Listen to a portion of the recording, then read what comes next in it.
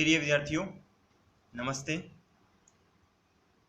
तो आज हम जो आपका दूसरा लेसन है बचेंद्री पाल द्वारा रचित एवरेस्ट मेरी शिखर यात्रा, उस पाठ का सारांश काफ़ी हमने पढ़ लिया है, यानी काफ़ी अनुच्छेद हमने पढ़ लिए हैं।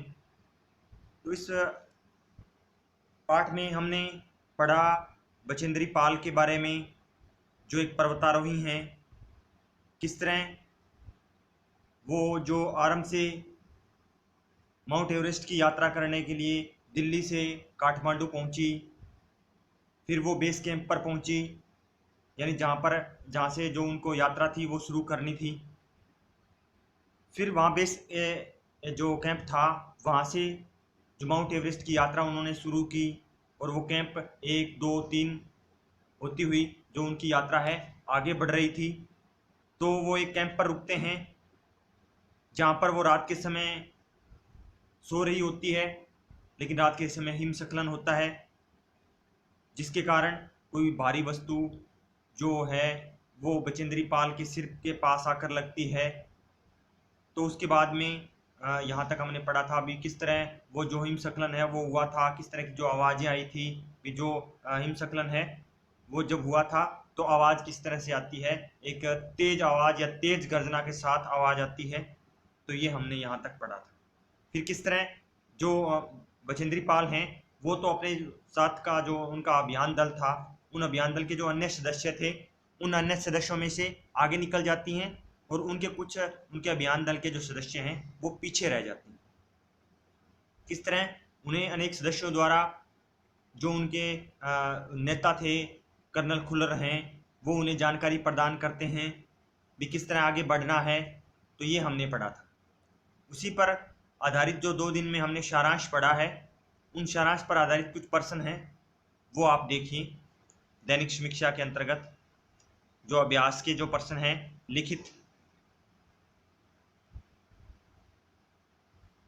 लिखित भाग, प्रश्न नंबर क, निम्नलिखित प्रश्न के उत्तर आपको 25 से 30 शब्दों में लिखिए। तो प्रश्न नंबर 1 है, नजदीक से एवरेस्ट को देखकर लेखिका को कैसा लगा। यानी जब लेखिका हवाई जहाज से चढ़कर काठमांडू पहुंचती है और वो वहाँ जो उनका बेस कैंप था वहाँ पहुंचती है, उसके बाद में माउंट एवरेस्ट को देखती है, तो माउंट एवरेस्ट को देखकर लेखिका को कैसा लगा, कैसी भावनाएं उनके मन में उत्पन्न हुई, वो हमें बताना है। तो जैसे ही लेखिका ने यानी बचेंद्री पाल ने माउंट एवरेस्ट के शिखर को देखा तो वो एकदम से भौचक्की रह गई, यानी हैरान रह गई। किस तरह का था माउंट एवरेस्ट? वह एवरेस्ट लाहौत्से और नुत्से की ऊंचाइयों से गिरी बर्फीली टेढ़ी मेढ़ी नदियों को निहारती रही। वहां पर जो एवरेस्ट की जो अन्य श्रेणियां थी, लाहौत्से और नुत्से की जो ऊंचाइयां थी उनको देखकर, और वहाँ की जो बर्फीली उनका यानी जो ग्लेशियर का जो भाग था वहाँ से जो बर्फीली टेढ़ी मेढ़ी जो नदी निकल रही थी, उन नदियों को वो बड़ी ध्यान से देख रही थी, अर्थात निहार रही थी। तो ये बातें जब ये एहसास उन्हें हुआ जब बचेंद्री पाल ने माउंट एवरेस्ट को बेस कैंप से देखा। आगे देखिए, निम्नलिखित प्रश्न के उत्तर 50 से 60 शब्दों में लिखिए। तो प्रश्न है, उपनेता प्रेमचंद ने किन स्थितियों से अवगत कराया। जो उपनेता थे, जो अग्रिम दल के जो उपनेता थे प्रेमचंद, उन्होंने जो अभियान दल के जो सदस्य थे उनको किस प्रकार की स्थितियां, यानी वहां पर परिस्थितियां किस प्रकार की है, जलवायु किस प्रकार की है, किस तरह उन्हें आगे बढ़ना है, क्या करना है, तो किस तरह किस जो परिस्थितियां हैं उनसे अवगत करवाया। तो पहली क्या परिस्थिति थी? पहली बड़ी बाधा खुम्बू हिमपात की स्थिति से अवगत कराया। ये एक क्षेत्र था, एक श्रेणी थी जहां पर जाकर हिमपात हो रहा था। तो वहां पर हिमपात किस प्रकार का है उसके बारे में उन्होंने जानकारी प्रदान की। उन्होंने यह भी बताया कि उनके दल ने कैंप 1 यानी जो 6000 मीटर की दूरी पर स्थित था बेस कैंप से, जो हिमपात के ठीक ऊपर है, वहां तक का रास्ता साफ कर दिया। अब जो उनका बेस कैंप, जो पहले दिन जहाँ से उन्हें यात्रा आरंभ करके कैंप 1 तक पहुंचना था, यानी जो 6000 की मीटर की दूरी पर था, तो वहां तक जो अग्रिम दल के जो सदस्य थे उन्होंने वहां तक का जो रास्ता था वो पूरी तरह साफ कर दिया। आगे और उन्होंने क्या बताया, यह भी बताया कि पुल बना दिया गया है, रस्सियां बांध दी गई है तथा झंडियों से रास्ते को चिन्हित कर दिया गया। और साथ भी उन्होंने यह भी बताया, प्रेमचंद ने, जो अग्रिम दल के सदस्य जो नेता थे, भी जो पुल हैं, अस्थायी पुल हैं जो एल्यूमिनियम की से बनाए गए, एल्यूमिनियम की जो धातु है उससे जो अस्थायी पुल बनाए गए थे वो पुल बना दिए अग्रिम दल के सदस्यों ने। साथ साथ रस्सियां बांध दी थी ताकि उस पुल के साथ साथ रस्सियों से आसानी से उस बाधा को पार किया जा सके। तथा उन्होंने रास्ता भी ये चिन्हित कर दिया था, झंडियां लगा दी थी कि इस रास्ते से आपको गुजरना है।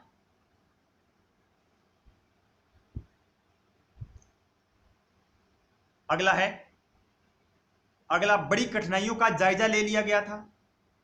अब जो उस यात्रा में आने वाली जो बड़ी बड़ी कठिनाइयां थी या समस्याएं थी, भी किस चोटी से कहां से कैसे निकलना है, उन समस्याओं का जायजा भी अग्रिम दल के जो सदस्य थे उन्होंने ले लिया था। प्रश्न नंबर 2 है, हिमपात किस तरह होता है, उसमें क्या क्या परिवर्तन आते हैं। अब हिमपात आपको पता है, बर्फ का गिरना, बहुत अधिक मात्रा में वो हिमपात होता है। और बर्फ के बड़े बड़े टुकड़े क्या हैं, जब गिरते हैं तो उन्हें हिमपात कहा जाता है। और बर्फ के खंडों का, यानी बर्फ के खंड क्या होते हैं, बर्फ के टुकड़ों का अव्यवस्थित, यानी कोई निश्चित रूप, उनका कोई निश्चित समय नहीं है, कोई निश्चित उनकी व्यवस्था नहीं है, वो कहीं से भी आ सकते हैं। अव्यवस्थित ढंग से जो गिरना है उसको हिमपात कहा जाता है। ग्लेशियर के बहने से अक्सर बर्फ में हलचल मच जाती है। अब ग्लेशियर जब पिघलता है तो वहां की जो बर्फ है उसमें भी हलचल मच जाती है, वो तेजी से पिघलने लगती है। और जिसके कारण वो तेजी से पिघलती है तो इससे जो बर्फ की बड़ी बड़ी चट्टानें होती हैं या जो बर्फ के बड़े जो टुकड़े होते हैं वो एकदम से नीचे गिर जाते हैं। कई बार कुछ अन्य तरह की परिस्थितियां आती हैं, कोई भूकंप या कोई अन्य कोई प्राकृतिक कोई आपदा आती है, तो उसके कारण भी वहां पर जो एक खतरनाक स्थिति है वो उत्पन्न हो जाती है। और जब इतना हिमपात होता है और ग्लेशियर के बड़े बड़े टुकड़े जो अव्यवस्थित रूप से जब गिरते हैं तो क्या है, जो धरातल है वहां पर भी बड़ी बड़ी दरारें पड़ जाती हैं। और ये जो भारी हिमपात होता है उसके कारण तापमान में भी गिरावट आती है। और भारी हिमपात के कारण आपने देखा होगा कि जो पहाड़ी क्षेत्र हैं, जब वहां पर भारी हिमपात होता है तो वहां के जो रास्ते हैं वो अवरुद्ध हो जाते हैं, रुक जाते हैं। तो ये परिवर्तन होता है जब हिमपात होता है। आगे देखिए, अभ्यास प्रश्न नंबर 5, निम्नलिखित प्रश्नों के उत्तर एक वाक्य में लिखिए। बचेंद्री पाल को सागरमाथा नाम अच्छा लगने का क्या कारण हो सकता है। अब हमने ये पढ़ा था, जब सारांश हम पढ़ रहे थे, भी जो माउंट एवरेस्ट है उसको नेपाल में सागरमाथा के नाम से जाना जाता है। और बचेंद्री पाल को जो है वो सागरमाथा नाम है वो बहुत अच्छा लगा था। क्या कारण था, तो क्या कारण था, क्या उत्तर लिखेंगे। भी जब सागर के जल का वर्षा के रूप में पृथ्वी पर वह बर्फ के रूप में पर्वत शिखरों पर पहुंचने की यात्रा की यदि मानव शरीर के रूप में कल्पना की जाए तो सबसे ऊंची पर्वत चोटी होने के कारण एवरेस्ट का नाम, सागरमाथा नाम बचेंद्री पाल को अच्छा लगने का कारण हो सकता है। भी किस तरह, जब क्या है, जो सागर का जो जल है वो वर्षा के रूप में पृथ्वी पर आता है, फिर वो बर्फ के रूप में पर्वतों तक जो पहुंचने की जो शिखर या पर पहुंचने की जो यात्रा होती है, इस तरह की अगर कल्पना की जाए, जब उसके बारे में सोचा जाए तो वो ऐसा कुछ दृश्य भी ऐसा ही दिखाई देता है। भी ये क्या है, सागर के माथे पर एक प्रतीक है, सबसे ऊंची चोटी है माउंट एवरेस्ट। तो सबसे ऊंची पर्वत चोटी होने के कारण एवरेस्ट का सागरमाथा नाम बचेंद्री पाल को अच्छा लगने का कारण हो सकता है।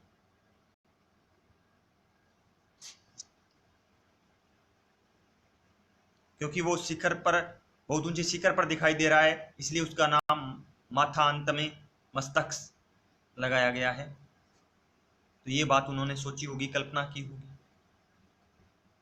कि जैसे मनुष्य के जो शरीर होता है उस पर जो मस्तक होता है वो ऊपरी हिस्से पर होता है, तो इसी तरह उन्होंने ये क्या है, सागर के माथे पर एक मस्तक है, और सॉरी सागर के मस्तक, सागर के ऊपर क्या है, विराजमान एक मस्तक है, तो इसलिए इसको सागरमाथा नाम उन्होंने सोचा होगा। आगे देखिए, आगे प्रश्न नंबर 5.3 यानी अभ्यास प्रश्न नंबर 5 का, निम्नलिखित प्रश्नों के उत्तर 30 से 40 शब्दों में लिखिए। बर्फ का फूल, जिसे नेपाली भाषा में प्लूम बोला जाता है, कैसे बनता है? तो कैसे बनता है? पर्वत शिखर की जो ऊपरी सतह के आसपास जब 150 किलोमीटर अर्थात उससे अधिक गति से हवा चलती है, अब वहां पर ऊपर हिमपात हुआ होता है, हिमपात होने के बाद वहां पर बर्फ जम जाती है चोटियों पर, और जब तेज गति से हवा चलती है तो उन जो बर्फ के जो टुकड़े होते हैं या बर्फ का जो ग्लेशियर होता है उसमें तेज हवा चलने के कारण वो क्या है, जो सूखी बर्फ है वो उसका कुछ हिस्सा पिघल जाता है, और वो शिखर पर जमा होकर इस तरह के, जब वो बर्फ शिखर पर जमा होती है और उससे कुछ हिस्सा कट जाता है तो वो क्या है, वो उस शिखर पर जमा होकर एक प्लूम का या एक फूल का निर्माण करते हैं। आगे देखिए, शिखर पर चढ़ने वालों को किन किन कठिनाइयों का सामना करना पड़ता है? अब हमने ये पढ़ा था सारांश में कि जब शिखर पर जो पर्वतारोही चढ़ते हैं तो उनकी किस प्रकार की परिस्थितियां होती है, उनसे उनका सामना उन्हें करना पड़ा है। तो हिमपात होता है, फिर हमने ये भी पढ़ा था हिमपात से बड़ी बड़ी दरारें पड़ जाती हैं, उन दरारों को भी पार करना पड़ता है। बड़े बड़े ग्लेशियर होते हैं, फिसलने का डर रहता है, पहाड़ियों के दसकने का भी डर रहता है, बड़ी बड़ी बर्फ की जो चट्टानें होती हैं उनके टूटने का भी डर रहता है। ठीक है, तो ये कई प्रकार की परिस्थितियां हैं या कठिनाइयां हैं जो पर्वतारोही हैं जिनको इन तरह की जो परिस्थितियां हैं उनका सामना करना पड़ता है। तो ये थे आपके प्रश्न।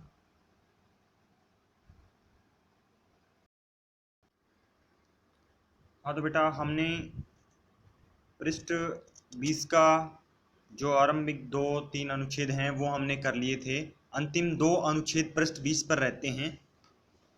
तो आइए हम पाठ के तीसरे और जो अंतिम भाग है, पाठ का जो तीसरा और अंतिम भाग है जिसमें बचेंद्री पाल के जो एवरेस्ट यात्रा के बचे हुए जो रोमांचक जो पल हैं उसके बारे में जानते हैं।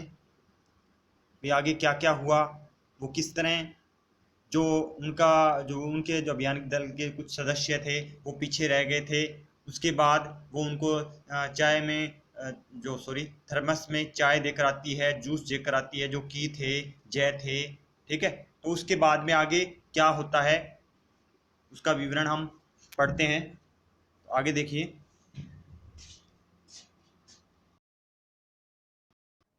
आगे देखिए पृष्ठ नंबर 20 में अंतिम जो अनुच्छेद है, तुमने इतनी बड़ी जोखिम क्यों ली बचेंद्री? इससे आगे यानी जब जो वो बचेंद्री वो की को कुछ सामान देने के लिए वापस नीचे जाती है और की तक कुछ सामान पहुंचाती है, तब वो की है वो ये बात कहता है। उसके बाद क्या क्या होता है देखिए, मैंने उसे दृढ़तापूर्वक यानी कड़ाई से कहा, मैं भी औरों की तरह एक पर्वतारोही हूं, इसलिए इस दल में आई हूं। बचेंद्री पाल कहते हैं कि मैं भी एक पर्वतारोही हूं, जो अन्य पर्वतारोही हैं उन्हीं की तरह, जैसे तुम हो वैसे भी मैं, और इस दल में यानी समूह में आई हूं। शारीरिक रूप से मैं ठीक हूं, यानी मुझे किसी तरह की कोई पीड़ा, कष्ट, कोई समस्या नहीं है, इसलिए मुझे अपने दल के सदस्यों की मदद क्यों नहीं करनी चाहिए। मैं बिल्कुल सही हूं, इसलिए मुझे मेरे दल के जितने भी सदस्य हैं उनकी मदद मुझे करनी चाहिए।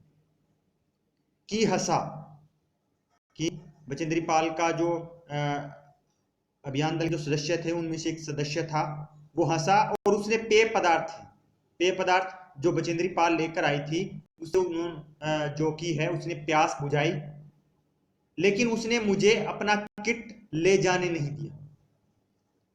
लेकिन जो की ने अपने पीछे जो किट यानी जो सामान बांध रखा था उस किट को की ने बचेंद्री को नहीं दिया, क्योंकि वो किसी तरह से बचेंद्री पाल को तंग नहीं करना चाहता था। थोड़ी देर बाद साउथ कोल कैंप से लाहटू और बिस्सा हमें मिलने नीचे उतर आए। ये भी उसी अभियान दल के जो सदस्य थे, जो बचेंद्री पाल का जो दल था उसी दल में से ये सदस्य थे, जो कि साउथ कोल जो जहां पर वो रुका हुआ था, जहां उनका कैंप था, वहां से वो जो लाटू और बिस्सा नाम के जो सदस्य थे वो भी नीचे उतर आए और हम सब साउथ कोल पर जैसे भी सुरक्षा और आराम की जगह उपलब्ध थी उस पर लौट आए। साउथ कोल पर जहां पर उनके रहने ठहरने के लिए जो बनाया व्यवस्था की गई थी वहां पर वो पहुंच गए। पृथ्वी पर बहुत अधिक कठोर जगह के नाम से प्रसिद्ध है। साउथ कोल जो है वो पृथ्वी पर कठोर जगह मानी जाती है, यानी अनेक तरह की विपरीत परिस्थितियां वहां पर उपलब्ध है, इसलिए इसको बहुत अधिक कठोर जगह कहा जाता है। अगले दिन मैं सुबह 4 बजे उठ गई। बचेंद्री पाल वर्णन कर रही है, बर्फ पिघलाया। अब वहां पर पानी की सुविधा नहीं होती क्योंकि हिमपात इतना अधिक होता है, टेम्परेचर इतना कम, तापमान इतना कम होता है, बर्फ को पिघलाकर जो चाय है बनानी पड़ती है।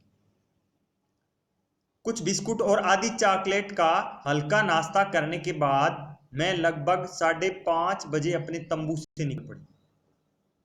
यानी थोड़ा बहुत चाय बिस्कुट सुबह की चाय के साथ लिया, थोड़ी बहुत चॉकलेट खाई और उसके बाद 5:30 बजे वो अपने कैंप से निकल पड़ी बचेंद्री पाल। अंदर बाहर खड़ा था जो उनके ही अभियान दल का सदस्य था और कोई आसपास नहीं था, वो 2 ही थे वहां कैंप में। अंग दोरजी बिना ऑक्सीजन के ही चढ़ाई करने वाला। अब इतनी ऊंचाई पर जाकर जहां पर ऑक्सीजन की कमी होती है तो वहां पर ऑक्सीजन जो सिलेंडर है वो जो पर्वतारोही हैं अपने साथ रखते हैं, लेकिन जो अंग दोरजी है वो बिना ऑक्सीजन के ही अपनी जो पर्वत की जो यात्रा थी उसको वो पूरी करना चाहता था। लेकिन इसके कारण उसके पैर ठंडे पड़ जाते थे, इसलिए वह ऊंचाई पर लंबे समय तक खुले में और रात्रि में शिखर कैंप पर नहीं जाना चाहता, यानी अधिक समय तक वो इधर उधर नहीं घूमना चाहता था, या जो शिखर जहां पर वो उनका कैंप हुआ था वहां पर भी वो नहीं जाना चाहता था। इसलिए उसे या उसी दिन चोटी तक चढ़कर साउथ कोल पर वापस आ जाना था अथवा अपने प्रयास को छोड़ देना था। या तो वहां साउथ कोल तक पहुंच जाता या जो वह प्रयास कर रहा था उसको बीच में ही छोड़ देता। वह तुरंत ही चढ़ाई शुरू करना चाहता और उसने मुझसे पूछा, यानी अंग जी ने बचेंद्री पाल से पूछा, क्या मैं उसके साथ जाना चाहूंगी। एक दिन में साउथ कोल से चोटी तक जाना, एक दिन में साउथ कोल से चोटी तक जाना यानी काफी लंबा सफर था और वापस आना बहुत कठिन और श्रम साध्य होगा। एक दिन में ही उस चोटी पर जाना और एक दिन में ही वापस आना, ये बहुत अधिक कठिन परिश्रम और मेहनत का काम था, श्रम साध्य बहुत अधिक परिश्रम और मेहनत का काम था। इसके अलावा यदि अंग दोरजी के पैर ठंडे पड़ गए, यानी इतनी अधिक हिमपात हो रहा था, यदि उसके पैर अधिक ठंडे हो गए बर्फ के कारण तो उसे लौटकर आने का भी जोखिम था। फिर पता नहीं वो लौटकर आ भी सकता था, बहुत बड़ा रिस्क था, बहुत बड़ा एक खतरनाक कदम था। मुझे फिर भी अंग दोरजी पर विश्वास था, लेकिन लेखिका का विश्वास था अंग दोरजी पर, और साथ साथ में आरोहण की क्षमता, आरोहण जो चढ़ाई की जो क्षमता होती है और कर्मठता के बारे में भी आश्वस्त थी। लेकिन मैं अंग दोरजी की जो कर्मठता है यानी उनका जो परिश्रम है उससे मैं, लेखिका कहती है, भली भांति परिचित थी। अन्य कोई व्यक्ति इस समय साथ चलने के लिए तैयार नहीं था। यानी अंग दोर्जी था जो बचेंद्री पाल के साथ उस समय चलने के लिए तैयार था। सुबह 6:20 पर जब अंग दोर्जी और मैं साउथ कोल से बाहर आ निकले तो दिन ऊपर चढ़ आया था, यानी काफी समय बीत चुका था। दिन को जो सूर्य है उसको उदय हुए, हल्की हल्की हवा चल रही थी। उस समय का मौसम का वो जो विवरण दे रही हैं बचेंद्री पाल हैं। लेकिन ठंड भी बहुत अधिक थी। मैं अपने आरोही उपस्कर में काफी सुरक्षित और गर्म थी। जो चढ़ते समय जो वो जो सामग्री जो रखने के लिए या कुछ प्रयोग कर, जो अपना शरीर ढकने के लिए जो कुछ भी प्रयोग करते हैं, तो वो क्या है, वो काफी सुरक्षित था और गर्म थी। हमने बगैर रस्सी के ही चढ़ाई की, यानी बिना रस्सी पकड़े उन्होंने जो आगे की चढ़ाई है उसको पूरा किया। अंग दोर्जी एक निश्चित गति से ऊपर चढ़ते चले गए, यानी उन्होंने एक निश्चित गति बना रखी थी, उसी गति से वो आगे बढ़ते चले गए। और मुझे भी उनके साथ चलने में कोई कठिनाई हुई, क्योंकि दोनों ही परिश्रम और मेहनती थे, तो दोनों को किसी तरह की कोई कठिनाई नहीं हुई। जमे हुए बर्फ की सीधी व ढलाऊ चट्टानी इतनी सख्त और भुरभुरी थी।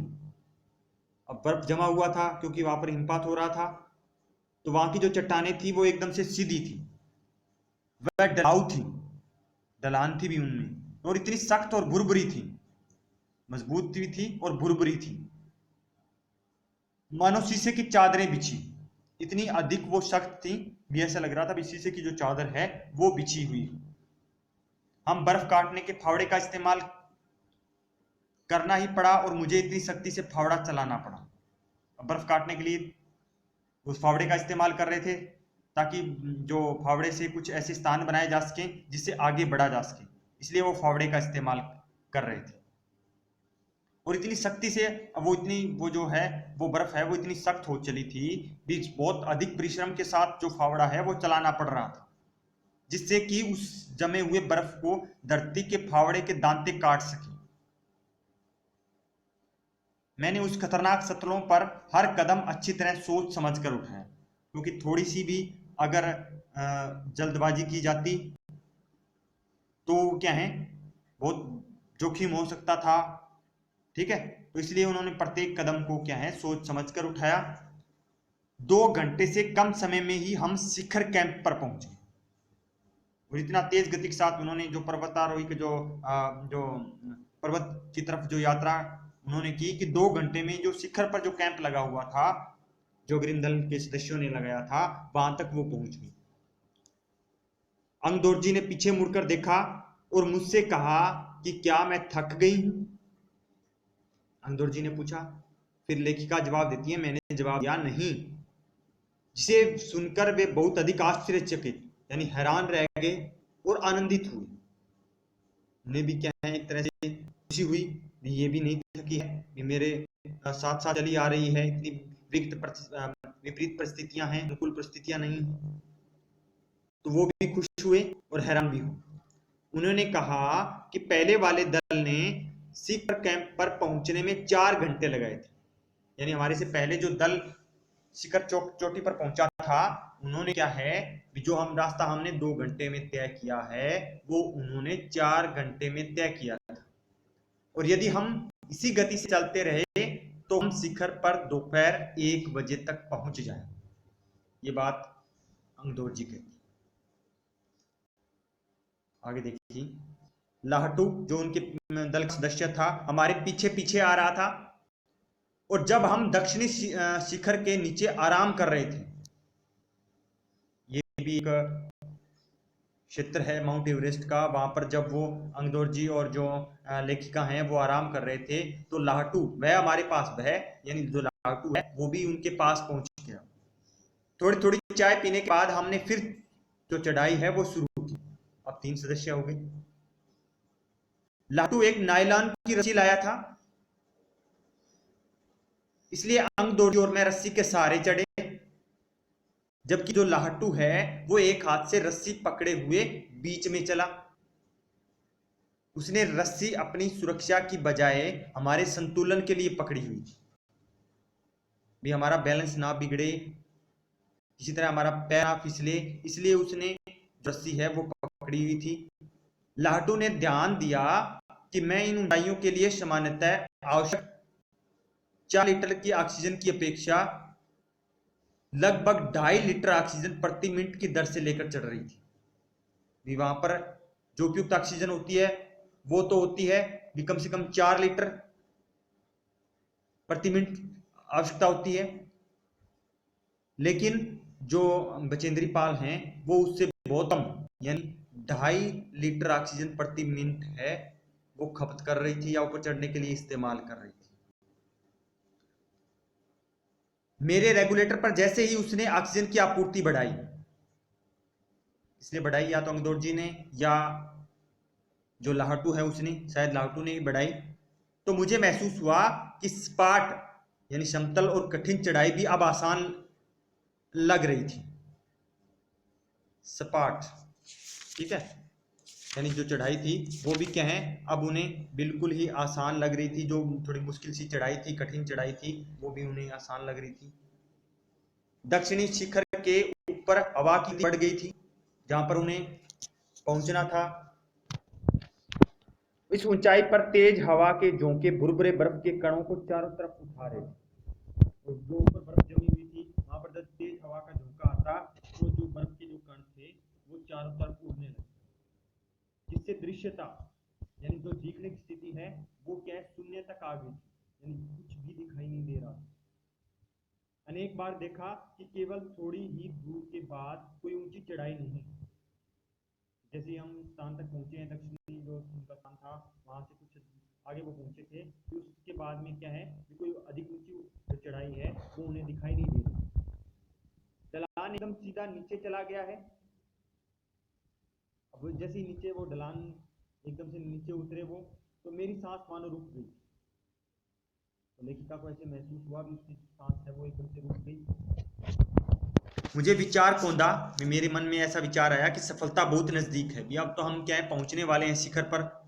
23 मई 1984 के दिन दोपहर के 1:07 पर मैं एवरेस्ट की चोटी पर खड़ी थी। ये दिन आपको याद रखना है, 23 मई 1984 को दोपहर 1:07 पर जो बचेंद्री पाल हैं वो शिखर पर पहुंच गई थी और एवरेस्ट की चोटी पर पहुंचने वाली वो प्रथम भारतीय महिला थी। यानी उससे पहले किसी भी कोई भी भारतीय महिला शिखर की पर तक नहीं पहुंच सकी। एवरेस्ट शंकु की चोटी की पर इतनी जगह नहीं थी। शंकु के आकार की जो चोटी थी, शंकु यानी नोक की तरह जो ऊपर उसकी आकृति थी, कि 2 व्यक्ति साथ साथ खड़े हो सके, और इतनी जगह भी नहीं थी जो ऊपरी जो शिखर था, 2 व्यक्ति आसपास साथ साथ खड़े हो सके, इतनी भी जगह नहीं थी। चारों तरफ हजारों मीटर लंबी सीधी ढलान को देखते हुए हमारे सामने प्रश्न सुरक्षा का था। एकदम से जो नीचे ढलान थी एकदम, अगर थोड़ी सी भी क्या है ये असावधानी हुई तो वो एकदम से उनके लिए खतरा उत्पन्न हो सकता था। हमने पहले बर्फ के फावड़े से बर्फ की खुदाई कर अपने आप को सुरक्षित रूप से स्थिर किया। तो उन्होंने बर्फ से खुदाई करके उस स्थान को इतना अधिक चौड़ा कर लिया ताकि वो आसानी से खड़े हो सकें। सुरक्षा कारणों की वजह से उन्हें कोई क्या है किसी तरह की कोई विपरीत परिस्थितियों का सामना ना करना पड़े, इसलिए उन्हें फावड़े से उन्होंने स्थान बना दिया। इसके बाद मैं अपने घुटनों के बल पर बैठी, जो लेखिका हैं वो घुटनों के बल पर बैठ जाती हैं, और बर्फ पर अपने माथे को लगाकर मैंने सागर माथे नेपाली भाषा में माउंट एवरेस्ट को सागर माथा कहा जाता है, तो उस सागर माथे के ताज का यानी उसके शिखर का चुंबन लिया, यानी उसे स्पर्श किया।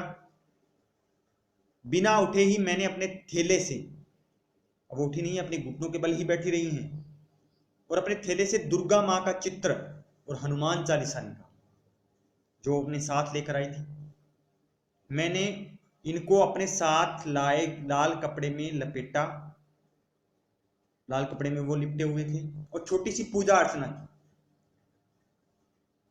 यानी जो भी उन्होंने कुछ पढ़ा, हनुमान चालीसा पढ़ी, तो थोड़ी सी पूजा अर्चना उन्होंने की, और इनको बर्फ में ही दबा दिया, वहां बर्फ में दबा दिया। और आनंद के क्षण ने मुझे अपने माता पिता का ध्यान आया। जब इतनी महत्वपूर्ण सफलता प्राप्त की, तो सफलता प्राप्त करने के बाद मेरे माता पिता के बारे में मेरा ध्यान उनकी तरफ गया। जैसे मैं उठी मैंने अपने हाथ जोड़े और मैं अपने रज्जू नेता अंग दोर्जी के प्रति आदर भाव से झुकी। जो उनके साथ जो अंग दोर्जी थे, जो उनसे काफ़ी बड़े थे या उनके एक नेता थे, तो उसके प्रति उन्होंने आदर प्रकट करते हुए उसके सामने वो झुकती हैं। अंग दोर्जी जिन्होंने मुझे प्रोत्साहित किया, यानी ऐसा साहस उनके अंदर भरा कि वो माउंट एवरेस्ट के शिखर पर पहुंच सकती हैं और मुझे लक्ष्य तक पहुंचाया। और मुझे मेरे लक्ष्य तक भी जो है वो बताती हैं भी अंग दोर्जी ने पहुंचाया। अंग दोर्जी मैंने उन्हें बिना ऑक्सीजन के एवरेस्ट की दूसरी चढ़ाई चढ़ने पर बधाई भी दी। यानी जो अंग दोर्जी थे वो पहली चढ़ाई भी चढ़ चुके थे बिना ऑक्सीजन के, और दूसरी चढ़ाई भी उन्होंने बिना ऑक्सीजन के ही की थी। उन्होंने मुझे गले से लगाया और मेरे कानों में फुसफुसाया, यानी कुछ कहा, दीदी तुमने अच्छी चढ़ाई की, मैं बहुत प्रसन्न। इन बातों का एक तरह से जो बचेंद्री पाल है उनका साहस बढ़ाया, ये बातें कहकर उसके प्रति जो अपना प्रेम था वो प्रकट किया। कुछ देर बाद सोनम पुलजर पहुंचे और उन्होंने फोटो लेने शुरू कर दी। ये भी कुछ सदस्यों के नाम हैं, उन्होंने फोटो लेने शुरू कर दिए। इस समय तक लाटू ने हमारे नेता को एवरेस्ट पर हम चारों के होने की सूचना दे दी वाईफाई के माध्यम से। उन्होंने जो वाकी-टाकी के माध्यम से जो उनका बेस कैंप था जहां से उन्होंने यात्रा की थी वहां तक उन्होंने जो लाटू ने जो सूचना है वो पहुंचा दी। तब मेरे हाथ में वाकी-टाकी दिया गया, तब बचेंद्री पाल वाकी-टाकी दिया गया और कर्नल खुल्लर हमारी सफलता से बहुत अधिक प्रसन्न थे। जो उनके नेता थे वो बहुत अधिक प्रसन्न थे। मुझे बधाई देते हुए उन्होंने कहा कि मैं तुम्हारी इस अनूठी उपलब्धि के लिए तुम्हारे माता पिता को बधाई देना चाहूँ। ये बात उन्होंने की। वे बोले कि देश को तुम पर गर्व है और अब तुम ऐसे संसार में वापस जाओगी जो तुम्हारे अपने पीछे छोड़े हुए संसार से एकदम भिन्न होगा।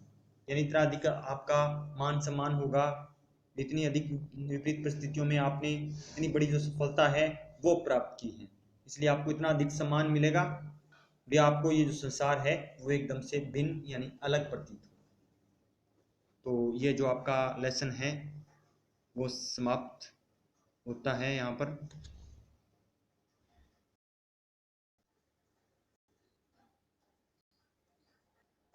अब आप मुझे जो 2-3 प्रश्न हैं वो मैं आपसे पूछता हूँ, जो आपने सारांश पढ़ा है उसी के आधार पर उन प्रश्नों के उत्तर आपको देने। तो पहला प्रश्न ये है कि कैंप 4 कहाँ और कब लगाया गया था। प्रश्न नंबर 2 है लेखिका ने शेरपा कुली को अपना परिचय किस तरह दिया। और प्रश्न नंबर 3 है लेखिका की सफलता पर कर्नल जो खुल्लर था उसने किन शब्दों में उन्हें बधाई दी थी। तो ये तीनों प्रश्न आपको जो सारांश आपने पढ़ा है उस सारांश को पढ़कर इन प्रश्नों के उत्तर आपको देने। अब हमने इस इकाई में हमने अब तक की जो 2 विधाएं हैं, पहली आपने जीवनी पढ़ी थी चंद्रशेखर वेंकटरामन के बारे में, फिर आपने एक यात्रा वृत्तांत को पाया है। तो इन दोनों ही जो विधाएं हैं, इन विधाओं में हमने जो इसके मुख्य पात्र हैं उन मुख्य पात्रों के जीवन के बारे में, उनके जीवन के संघर्ष के बारे में और व्यक्तित्व और उपलब्धियों के बारे में बताया है। तो आइए इन 2 विधाओं की तुलना के माध्यम से इन मुख्य पात्रों के जीवन संघर्ष और उनके व्यक्तित्व और उनकी जो उपलब्धियां हैं, किस तरह की उपलब्धियां उन्हें प्राप्त हुई, क्या क्या किया उन्होंने, किस तरह का जो संघर्ष का सामना उन्होंने किया, उसका हम आंकलन करते हैं। तो देखिए आप,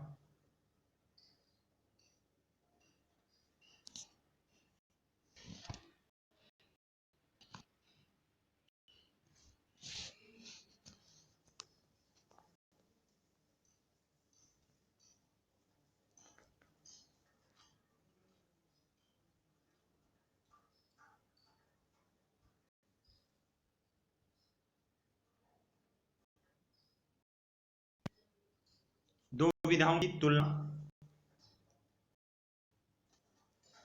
तो दोनों अलग अलग विधाओं की तुलना का उद्देश्य है भिन्न विचारों और व्यक्तियों में समानता और अंतर का वर्णन करें। अब दोनों अलग अलग विधाएं हैं, इन दोनों अलग विधाओं में विभिन्न जो विचार हैं वो प्रस्तुत किए गए हैं। विभिन्न जो व्यक्ति हैं उनमें किस तरह की समानता और किस तरह उनमें अंतर है उसका वर्णन करना, ये हम इन दोनों विधाओं का उद्देश्य है। इस विधि में हम अपने दोनों अलग अलग विधा वाले पाठों का अध्ययन करेंगे। अपने दोनों भिन्न विधाओं वाले पाठों की क्षमता और विषमता की तुलना पर विचार करते समय हम इन बिंदुओं को आधार बनाएंगे। कौन से बिंदु हैं जिनमें हम इन दोनों पाठ जो लेसन हैं हमारे, इन जो इस तरह की समानताएं हैं, इस तरह की उसमें भिन्नताएं हैं, तो उसकी तुलना करते समय जो उनके कुछ प्रमुख बिंदु हैं उनको जो हम आधार बनाएंगे वो देखिए आप। दोनों पाठों के मुख्य पात्रों के जीवन और संघर्ष के बारे में महत्वपूर्ण जानकारियां। अब पहले पाठ में मुख्य पात्र थे चंद्रशेखर वेंकटरमन, और दूसरा जो हमारा पाठ था उसमें इसके जीवन संघर्ष का वर्णन किया गया है बचेंद्री पाल के बारे में। तो उनके संघर्ष के बारे में महत्वपूर्ण जानकारियां प्राप्त करना। फिर है उनके जीवन की महत्वपूर्ण घटनाएं। महत्वपूर्ण घटनाएं आपको पता है, चंद्रशेखर वेंकटरमन के जीवन की महत्वपूर्ण घटना थी उनका जो आविष्कार था, उनकी जो शोध थे। बचेंद्री पाल के जो मुख्य घटनाएं थी वो उनका माउंट एवरेस्ट शिखर पर पहुंचना। फिर है चारित्रिक गुणों में क्षमता और विषमता। ये भी हमारी दोनों तुलनाओं का उद्देश्य है। भी दोनों जो पात्र हैं उन पात्रों में किस तरह के उनके जो चरित्र के गुण थे में समानता थी और किस तरह उनमें विषमता थी। फिर दोनों विधाओं के जो बातें उनकी मेहनत, लगन, मुश्किलें, उनके हौसले, उनकी उपलब्धियों के बारे में, क्या क्या उपलब्धियां उन्होंने प्राप्त की अपने जीवन में, या बचेंद्री पाल ने अपने पर्वतारोही जीवन में किस तरह की उपलब्धियां प्राप्त की, ये हम तुलना करें।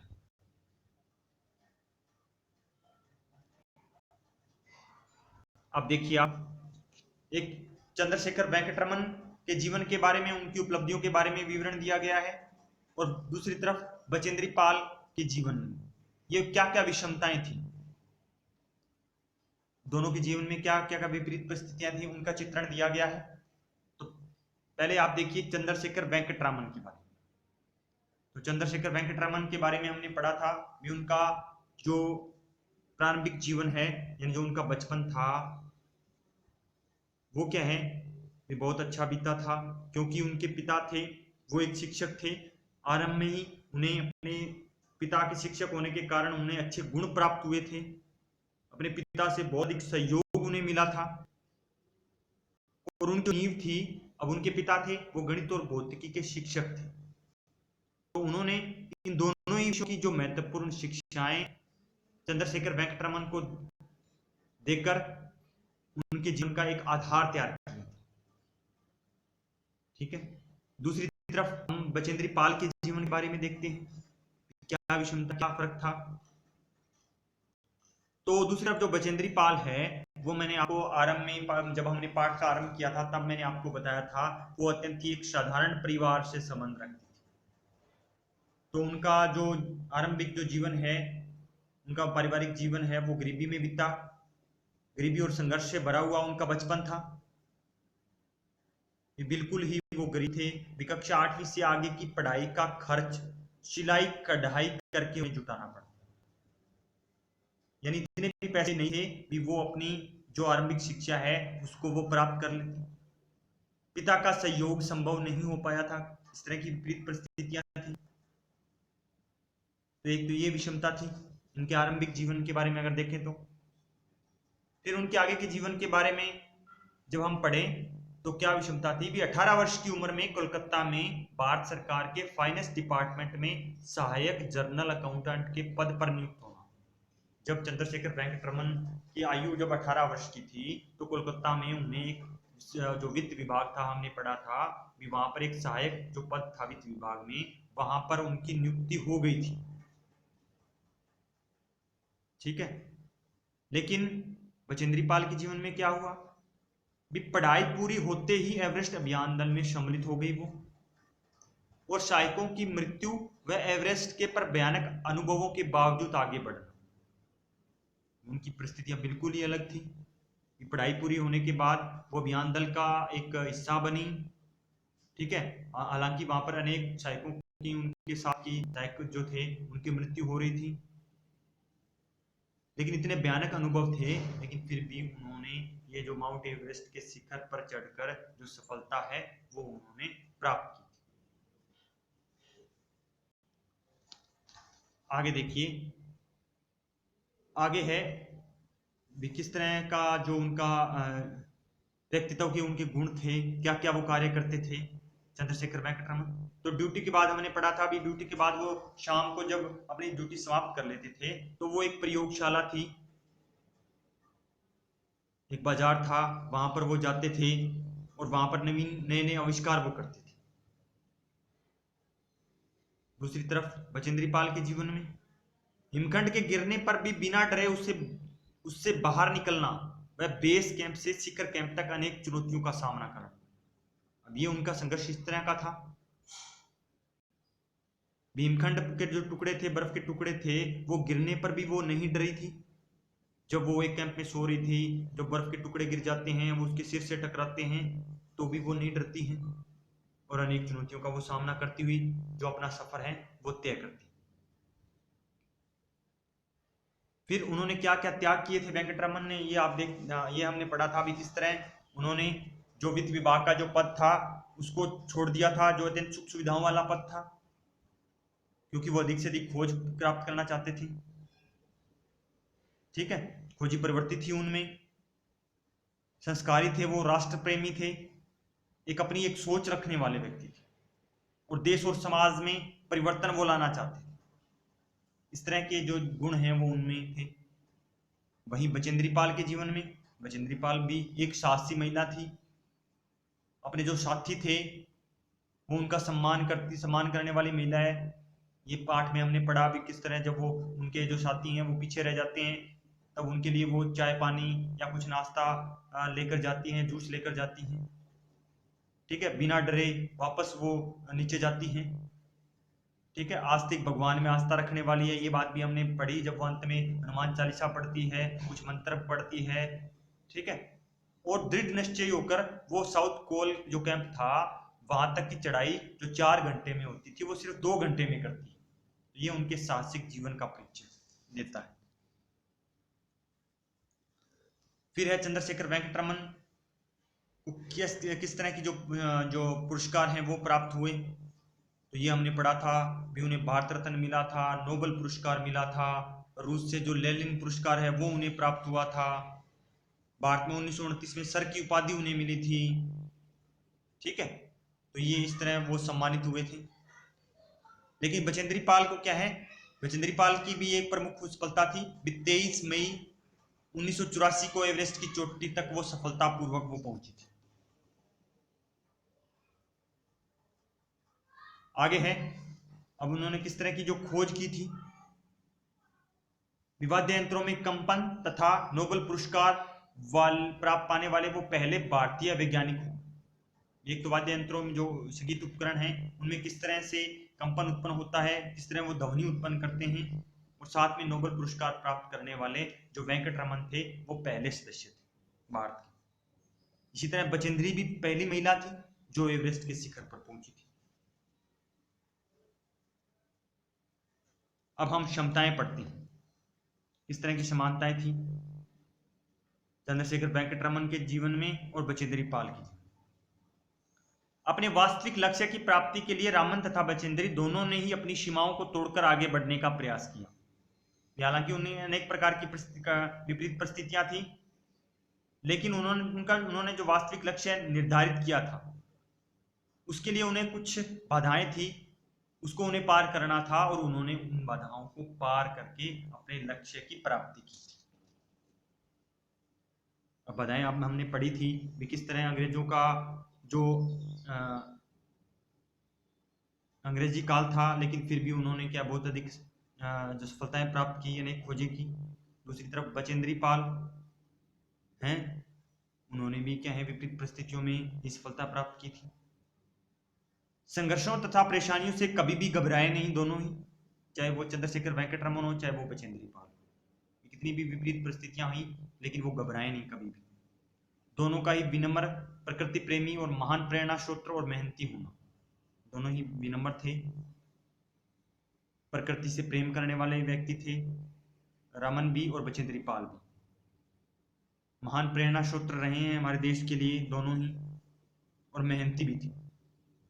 तो इस तरह हमने दो पाठों के जो मुख्य पात्रों की तुलना करके हमने उनके संघर्ष के बारे में, उनके व्यक्तित्व के बारे में, उनकी उपलब्धियों के बारे में हमने विश्लेषण किया, उनके गुण दोषों के बारे में हमने जाना। तो इस तरह हम जो इस दोनों की इस पाठ की जो विषय वस्तु है उसको हम समझ सकते।